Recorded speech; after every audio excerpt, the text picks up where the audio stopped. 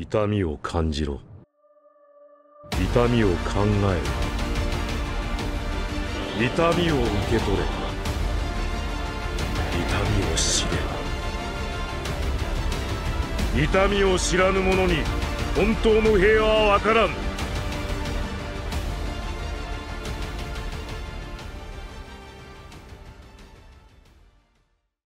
Wesh, qu'à la pêche, ça se pros, et aujourd'hui au programme, on va repartir sur un élément que j'avais un petit peu abordé lors de ma vidéo sur ce qu'il y a de pire dans Naruto. Malgré les nombreuses qualités objectives de cette œuvre, l'un des plus gros défauts reste le format, notamment la longueur qui est un petit peu courte pour un univers aussi riche. 700 chapitres pour raconter autant de choses, pour développer autant de personnages et pour étoffer au maximum le lore, c'est pas une tâche facile. Globalement, je dirais que Kishimoto s'en est très bien sorti et très peu d'auteurs auraient pu réussir à tout faire entrer comme il l'a fait sans minimiser la qualité du manga. Par contre, même s'il s'en est très bien sorti, il faut reconnaître que certains éléments de l'œuvre manquent et qu'il reste encore pas mal de zones d'ombre qui auraient pu être développées. Et attention, par zone d'ombre, je veux bien évidemment parler d'un élément introduit, mais à qui il manque des explications sur le pourquoi, le comment, le que quoi, tout ce que vous voulez. C'est pourquoi j'ai décidé aujourd'hui de faire une vidéo un petit peu recueil sur les plus grands mystères de Naruto. Et évidemment, vous me connaissez avec le temps, on va pas simplement citer quelques mystères et boules de gomme et vous laisser vous débrouiller avec ça. Là, non seulement on va citer les plus intéressants selon moi, mais on va également essayer d'y répondre et de les expliquer. On va beaucoup théoriser, on va tenter d'éclaircir les zones d'ombre laissées volontairement ou pas par l'auteur, et on va faire ça dans la joie, la bonne humeur et avec les blagues ultra drôles poète de ce cher Aspros. Youpi! Bon, après oui, mes explications vont se baser sur des indices, donc répondre à un mystère avec uniquement des indices, c'est pas possible. Ça va juste être une tentative de réponse plutôt qu'une explication dont la véracité est à l'épreuve des balles. Ça me semble évident, mais bon, je préfère le préciser. On va majoritairement spéculer ici. Ce sera vraiment la fusion entre une vidéo iceberg, une vidéo théorie et une vidéo développement du lore. On va bien s'amuser. Alors, tout d'abord, il y a un élément qui a toujours été source de débat dans la communauté de Naruto, et ça concerne un personnage relativement important dans le scénario. Vous savez, quand on a commencé à développer le Mangekyou Sharingan, on nous a dit qu'il existe globalement 3 pouvoirs. Le pouvoir de l'œil droit et le pouvoir de l'œil gauche, qui sont des pouvoirs relativement uniques, et le pouvoir des 2 yeux d'un coup qui est incarné par le Susanoo, qui lui est commun à tous. Et on va pas se le cacher, les pouvoirs du Mangekyou Sharingan sont quand même ultra cool. C'est toujours des pouvoirs stylés, et à chaque utilisation on comprend la menace que ça représente. Itachi avait le Tsukuyomi et l'Amaterasu, Sasuke lui avait Amaterasu mais pouvait utiliser Lenten en plus. Obito et Kakashi possèdent tous les deux une version du Kamui, et puis... Madara. Madara qui est, je le rappelle, l'une des plus grandes menaces du Naruverse, il doit forcément avoir des pouvoirs cheatés, non? L'auteur nous a forcément concocté un pouvoir qui prend appui sur une légende stylée pour le donner à une légende encore plus stylée. Eh bien en fait, que nenni. On n'a même pas eu une seule évocation de son pouvoir. Et ça, pour un personnage aussi culte que Madara, c'est compliqué à avaler. Du coup, est-ce qu'on pourrait essayer de trouver ce que pourraient être les pouvoirs de ses yeux? Ah, en fait, j'ai une petite idée qui s'appuie sur 2 indices. Évidemment, ça reste que des indices, donc rien de factuel, mais ça me semble plutôt cohérent et ça expliquerait même pourquoi il n'a pas utilisé ses pouvoirs pendant la Grande Guerre. Dans le jeu Naruto Storm Génération, on a une cinématique qui montre un petit peu le combat entre Madara et Hashirama. Là, je vous préviens, rien n'est expliqué, on voit juste des choses se passer, donc les interprétations seront multiples. À un moment, Madara utilise son œil droit pour vraisemblablement enregistrer un événement et son œil gauche pour rembobiner le temps jusqu'à retourner au point d'enregistrement. Il a littéralement pu remonter le temps jusqu'à un moment précis et un moment qu'il a enregistré. Et là oui, on peut se dire qu'on a tout bêtement le pouvoir de ses yeux. Un œil sert à enclencher une capacité et l'autre la met à exécution. C'est un petit peu comme Sasuke qui possède Amaterasu dans son œil gauche et qui utilise son œil droit pour manipuler sa forme. Un œil permet de mettre à exécution le pouvoir de l'autre. Et dans le cas de Madara, ce serait pareil. Après, je sais que beaucoup ne considèrent pas les jeux comme canon parce qu'on peut douter de la participation réelle de l'auteur au projet. Oui, il a dû superviser 2-3 trucs, mais il avait clairement autre chose à faire que de rester toute la journée dans une salle à inspecter point par point tous les éléments du jeu. D'autant plus que le manga nous montre une version différente du combat par la suite, donc ouais, c'est un peu limite. Par contre, cette capacité de manipuler le temps peut être également sous-entendue dans le manga. En effet, quand Madara a soi-disant perdu la vie contre Hashirama, il a en fait survécu grâce à l'utilisation différée d'Izanagi. Il a lancé le sort et il devait s'activer un certain temps après sa mort, donc il a littéralement pu ressusciter. Zetsu comparera même cette faculté à celle d'Itachi, mais selon moi, c'est plus la forme qui est similaire, mais pas le fond. Itachi a transféré un pouvoir dans Sasuke qui lui était vivant. Le pouvoir en question pouvait s'activer parce qu'en étant vivant et en ayant du chakra en activité, la technique a pu subsister en Sasuke. Mais Madara, lui, il avait un corps véritablement mort, sans aucune activité cérébrale et sans chakra qui circulait. Du coup, lui, il a véritablement remonté le temps via cette utilisation. Disons plus simplement qu'Itachi pouvait le faire, mais Madara, grâce au pouvoir de ses yeux, pouvait le faire en mieux. Ça ne reste qu'une théorie, mais ça me semble plutôt bien collé. Et concernant la non-utilisation de Madara de ce pouvoir pendant la guerre, bah c'est vraiment tout bête. Le Susanoo est, dans le lore, le pouvoir ultime des Sharingan, donc il a utilisé son pouvoir le plus puissant, puis c'est tout. Il avait pas forcément besoin de remonter le temps vu que l'Alliance n'avait pas son niveau, et que dans tous les cas, ça reste un pouvoir assez contraignant qui nécessite d'abord d'enregistrer un événement, blablabla, tout ça. Du coup, oui, ce pouvoir existe, mais il en a juste pas besoin, un petit peu comme Kakashi qui maîtrise 1000 techniques, mais qui n'utilise que les plus efficaces. Et en parlant de pouvoir, il y en a 2 qui me font me questionner. Du moins, c'est plutôt 2 armes, l'épée Totsuka et le miroir de Yatta, qui sont possédés par Itachi. Alors, il y a plusieurs éléments qui n'ont jamais été expliqués. Déjà, ça vient d'où? Parce que bien avant qu'Itachi ne les possède, ces armes existaient, vu que Zetsu ne savait pas que c'était Itachi qui les avait, mais il les connaissait quand même. Donc il a forcément vu ou entendu parler de ces armes avant qu'Itachi ne les sorte contre Sasuke. Et dans ce cas-là, ça veut dire que quelque part, dans l'histoire de l'humanité, à une période indéterminée, le miroir de Yatta et l'épée Totsuka ont été utilisés. utiliser. Donc ces armes sont déjà connues du monde et ça nous fait nous poser une question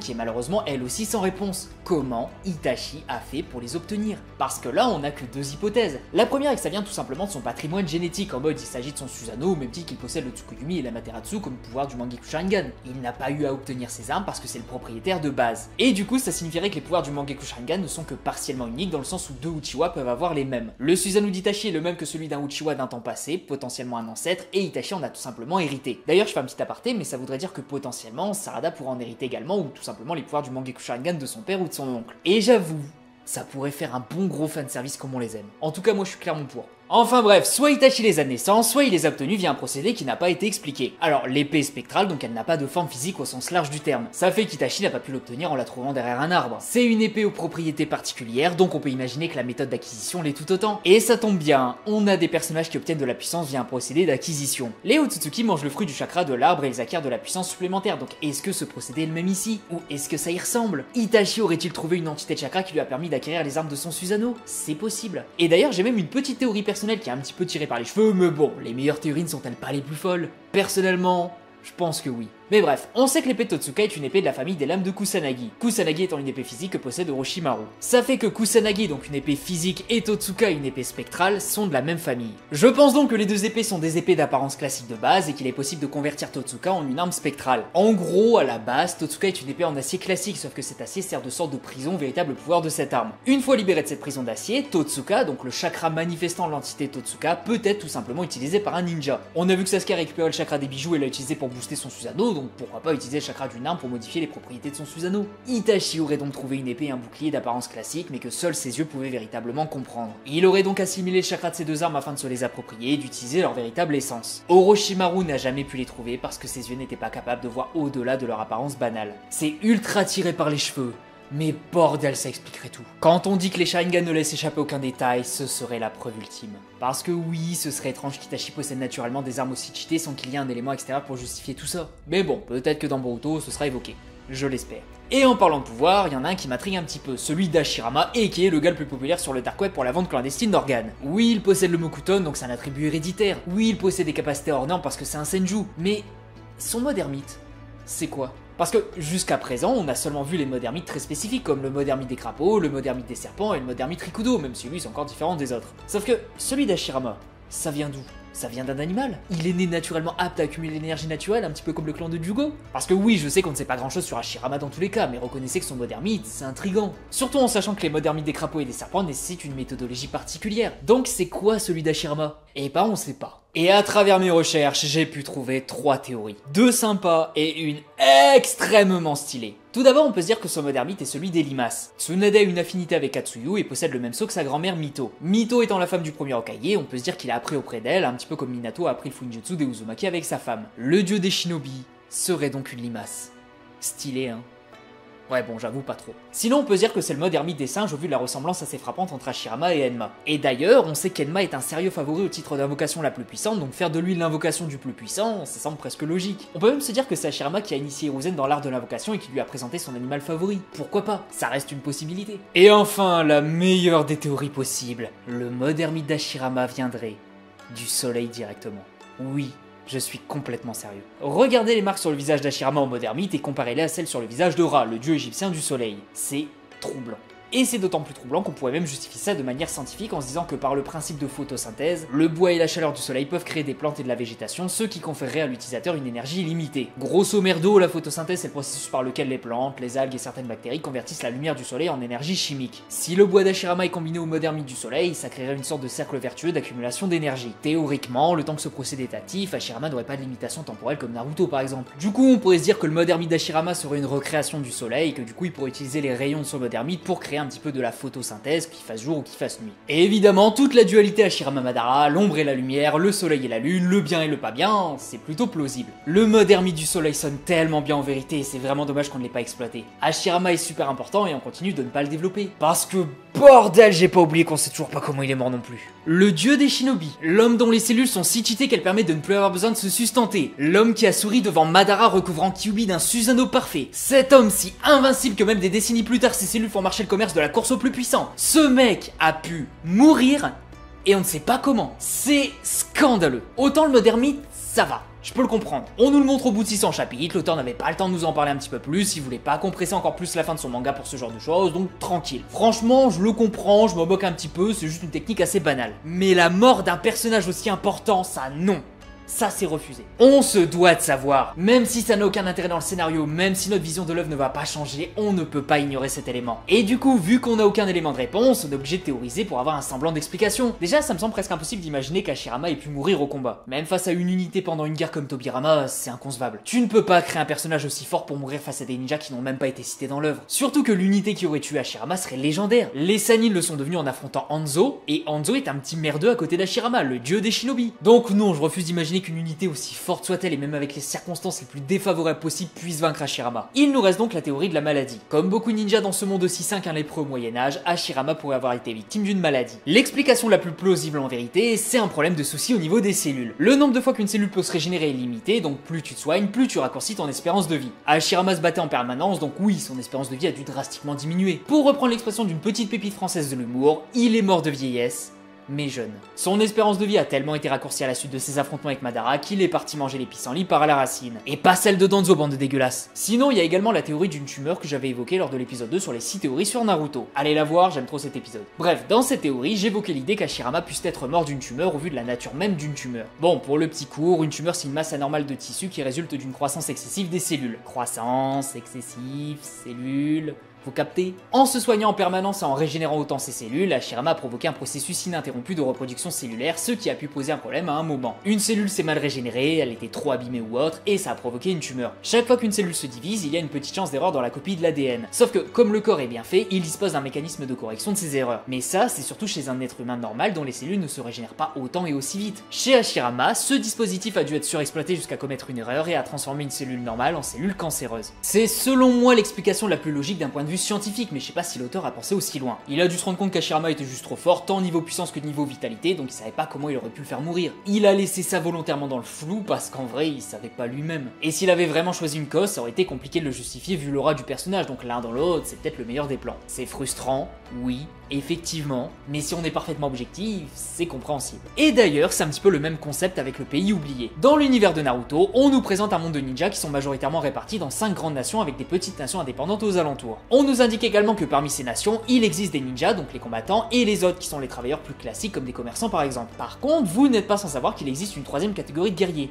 Les samouraïs. Ils ont leur propre pays, leurs propres règles, et ils représentent une partie plutôt neutre dans les conflits. Grosso merdo, c'est tout ce qu'on sait. On a majoritairement des ninjas, mais il existe un groupe de samouraïs en quantité beaucoup plus restreinte qui existe dans le monde. Et ça, c'est vraiment dommage de ne pas avoir d'informations dessus. Parce que clairement, il y a moyen d'étoffer un petit peu l'ordre de Naruto en expliquant le pourquoi du comment du quoi, du pourquoi il y a 2 types de guerriers dans ce monde. Est-ce qu'on se doit se dire que des ninjas et des samouraïs ont eu un conflit à une époque et qu'il y a une fission qui a été créée jusqu'à une signature d'un traité de non-agression? C'est possible. Surtout qu'on sait que le conflit entre les ninjas et les samouraïs est enraciné dans l'histoire du Japon féodal. Les samouraïs font partie de la classe guerrière noble du Japon alors que les ninjas sont plutôt des mercenaires. Les samouraïs agissent plutôt selon le code d'honneur du Bushido, là où les ninjas agissent plutôt selon le code d'honneur de la street. Les samouraïs sont aussi fidèles que des chiens, là où les ninjas n'acceptent que le plus offrant, comme certaines petites boules de poils que je ne citerai pas. Et dites-vous que j'en ai 4. Bref, on va pas tout faire, mais c'est important de noter que les deux ont des méthodes de pensée et d'agir bien différentes, ce qui fait que oui, 2 entités de la sorte peuvent exister. Par contre, ça aurait été cool d'en savoir un petit peu plus sur l'histoire de cette rupture, dans le sens où il semblerait que les ninjas étaient les premiers. Du coup, le style samouraï serait-il un dérivé du style ninja? C'est possible. Et en vrai, j'ai pas cité les moines qui sont également un autre type de combattants, mais eux c'est quand même beaucoup plus spécifique. Les samouraïs existent en tant que véritable entité politique et militaire, et on n'a pas de background. J'aimerais connaître les samouraïs de légende, genre l'équivalent du Madara Uchiwa de l'époque. J'aimerais connaître l'histoire des samouraïs, voir s'il y a eu un ou plusieurs conflits avec les ninjas. J'aimerais savoir si un ninja peut décider de devenir samouraï et si le Kage du village accepterait cette requête. J'aimerais savoir si l'entraînement samouraï est plus ou moins difficile que celui des ninjas. Bref, il y a 1000 questions autour de ces individus, et c'est vraiment dommage qu'en dehors de Mifune, personne n'a réellement été montré. Et même Mifune en vrai, c'est un peu le roi sans couronne des 5 Kage, vu qu'il n'a clairement pas la même aura qu'eux. Est-ce que ça vaut le coup de sortir un roman, un film ou autre chose sur eux? Je pense pas, vu qu'il y a quand même beaucoup d'autres choses qui méritent plus un éclaircissement, mais ça ne reste pas moins un mystère de plus sur notre liste. Et puisqu'on parle de géopolitique, de territoire, etc., il y a un autre élément qui m'a toujours interpellé, c'est le nombre de ninjas. Comme dit juste avant, on a globalement 5 grandes nations et des petites entités aux alentours. Sauf que le nombre de ninjas à l'intérieur n'a pas réellement été expliqué, on peut presque y lire un début d'incohérence, même si ça reste sujet à interprétation. Pendant la Grande Guerre, l'Alliance Ninja, donc la fusion des ninjas des 5 grands pays plus le pays du fer, s'élevait à 80 000. Ça fait qu'en moyenne, on partirait sur une base d'environ 13 000 combattants par nation. Mais là, il manque une info. Parce que selon les stats du databook, tous les villages ninja n'ont pas le même nombre de ninjas. Konoha a le max et Suna en a le moins. Ça fait que logiquement, certaines entités n'ont pas pu donner autant de combattants que les autres. Si la moyenne c'est 13 000, ça fait que Konoha a dû donner plus et Suna moins, c'est un petit peu logique. Sauf que là encore, il y a un truc qui bloque. La population d'un village est censée être composée de ninjas et globalement de non-ninjas qui peuvent être des commerçants par exemple. La population d'un village ninja est donc divisible mais également subdivisable. Parce que parmi eux, il y a des ninjas qui sont trop jeunes ou trop vieux pour aller sur le champ de bataille. Il y a des ninjas qui n'ont pas le rang nécessaire pour participer à une guerre, genre on s'accorde à dire qu'au minimum on envoie des chunin, donc des ninjas confirmés. Ça fait que parmi tous les ninjas qu'il y a, on ne peut envoyer que les chunin et les jonin, et encore là aussi ça se discute. J'imagine que des ninjas ont dû rester dans leur village afin de protéger la population et les plus jeunes d'éventuelles attaques. Donc parmi les 13 000 envoyés en moyenne, on ne peut sélectionner qu'une catégorie restreinte. Et quand on regarde, ça semble un petit peu difficile à imaginer que Konoha, donc le plus grand village en termes de population, possède au moins 13 000 ninjas aptes à aller sur le front. Même s'il y a 2 examens de chunin par an, il y en a que quelques-uns qui sont promus à chaque fois. Et pendant l'examen de chunin de nos héros, on nous fait comprendre que 20 c'était beaucoup pour passer à l'étape de la finale, donc il y a seulement une petite dizaine qui sont éligibles à chaque passage, et je doute que la majorité va être promue. Ça fait qu'à défaut d'environ 4-5 chunin promus par an, on les trouve où les 13 000? Surtout que oui, il y a des genin qui sont promus, mais il y en a également qui meurent ou qui se reconvertissent, donc ça grimpe, mais ça redescend aussitôt. Et puis bon, en termes de superficie, Konoha qui est quand même assez balèze, s'est tendu trouver la place pour au moins 13 000 chunin et jonin, plus les autres qui représentent une sacrée partie. Bon, je vais pas crier à l'incohérence parce que c'est juste quelque chose qui n'a pas été détaillé, mais si on part du principe que les petits ninjas aux alentours ont été missionnés en plus, oui, on peut atteindre 80 000. Ça m'étonnerait qu'un simple village puisse posséder autant de ninjas aptes à partir en guerre, mais bon, mis bout à bout tous les ninjas, ça ne me semble pas infaisable. Du moins, c'est pas inenvisageable. C'est juste dommage qu'on passe à côté de ce genre de concept à cause du temps. Oui, des ninjas et des combattants existent en dehors des grandes nations, et j'avoue que ça pourrait être intéressant de connaître leur histoire. La dernière fois qu'on a eu ça, c'était le village d'Ame dont il était question, et ça a créé l'Akatsuki, donc imaginez ce qu'on pourrait faire des autres. Sinon, il y a également une théorie ultra connue qui prend appui sur un élément du manga, et j'avoue que là, c'est bluffant.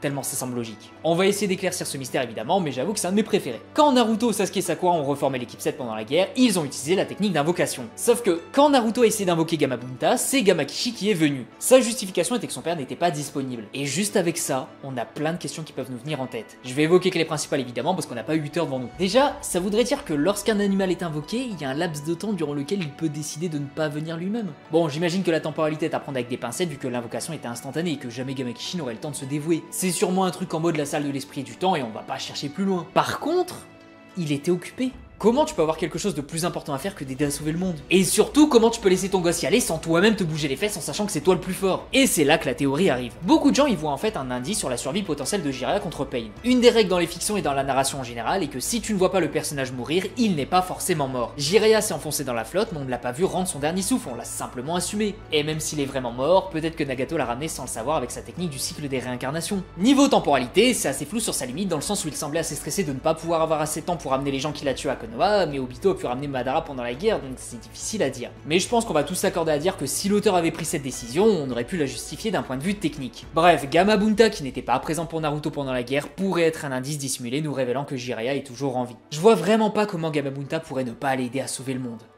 Enfin, si je vois, mais je préfère ne pas y croire. Il y a des chances pour que l'auteur ne savait pas réellement s'il allait faire revenir Jiraiya et qu'il a gardé cette possibilité sous le coude. En mode, s'il a besoin, il utilisera sa carte maîtresse, mais il n'est pas obligé de le faire. Et en vrai, l'avantage de ce mystère, c'est que c'est possible qu'il soit résolu dans Boruto à cause du personnage de Kashin Koji. Oui, ça fait débat sur est-ce que c'est vraiment son clone? Est-ce que c'est vraiment Jiraiya malgré les dires d'Amado? Est-ce que c'est un mélange des deux en mode le corps de Jiraiya soigné par de la technologie, ce qui en ferait techniquement un cyborg? Si un jour on a une confrontation entre lui et Naruto, je suis persuadé qu'on va aborder cette question et j'ai vraiment hâte. Et il y a un autre point que j'aimerais éclairer, c'est pourquoi les femmes peuvent devenir des Jinchuriki. Parce que loin de moi l'idée de vouloir utiliser le sexisme no jutsu, mais faut reconnaître que les femmes ont un problème de taille, c'est que le sauce s'affaiblit au moment de la naissance. C'est arrivé à Kushina et Obito a pu en profiter. Et d'ailleurs, beaucoup semblent l'ignorer, mais pour briser un saut de la sorte, il faut être temporairement plus fort que le démon retenu, c'est Shio qui l'a indiqué. Ça voudrait donc dire qu'Obito, en temps normal, n'est pas au niveau de Kyuubi, mais que grâce à l'accouchement, il a pu le gérer, sinon il aurait pu y aller un jour où Minato n'était pas à ses côtés. Faire d'une femme un Jinchuriki, c'est prendre un sacré risque quand même. Oui, elles peuvent décider de ne pas enfanter et on comble ce défaut, mais Kushina enfantait malgré risque, donc c'est techniquement possible. Et dans tous les cas, capturer un Jinchuriki, l'enfanter de force et attendre l'accouchement pour récupérer le bijou n'est pas une idée si stupide que ça, donc ce serait profiter de la condition de femme des Jinchuriki pour capturer plus facilement le bijou. Yugito et Fu sont des femmes, et elles prennent un plus gros risque que les hommes techniquement. Dans le cas de Kushina et Mito, c'est sans doute justifié par le fait que retenir Kyuubi n'est pas possible par le premier venu, donc le chakra Uzumaki compense très largement le genre du Jinchuriki. Stratégiquement, on a fait mieux, mais quelque part, si le Jinchuriki est vraiment apte à contrôler son bijou, ou ne serait-ce que le restreindre, ça peut être un risque à prendre. C'est juste dommage qu'on nous ait pas montré un petit peu plus ce type de conflit d'intérêts, alors que ça reste quand même un sacré mystère. Et enfin, sans transition, dernier mystère de cette liste, l'identité de Jashin. On sait qu'Idan, l'un des membres de l'Akatsuki, voue un culte à une entité qu'il qualifie de divine. Mais du coup, ça voudrait dire que dans cet univers, il y a bel et bien de véritables divinités. Pas en mode un être qui s'est élevé au rang divin, mais une personne au-dessus qui a la possibilité d'impacter le monde via des miracles ou des malédictions. C'est vrai que la religion n'est pas réellement abordée dans Naruto en dehors du personnage d'Idan, donc on n'a pas pu développer ce concept comme il se doit. Du coup, 1000 questions apparaissent comme c'est qui, est-ce qu'il y a d'autres personnes endoctrinées, est-ce une véritable divinité, tout ça.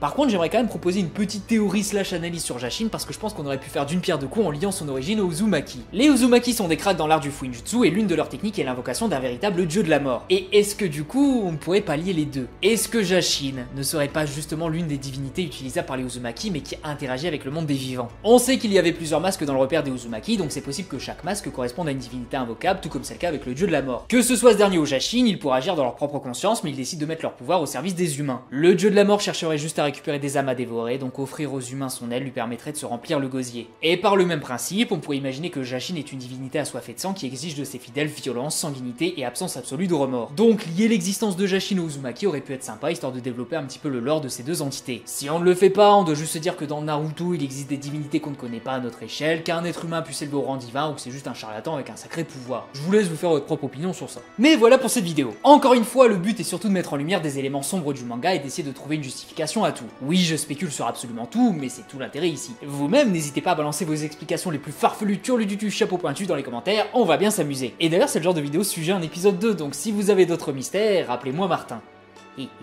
En attendant, je vous dis à la prochaine pour une nouvelle vidéo. Des bisous les gens, prenez soin de vous, et la prochaine fois au programme, on va mêler philosophie avec l'un des clans les plus sous-cotés du manga. Vous n'êtes pas prêts. Et croyez-moi, moi non plus.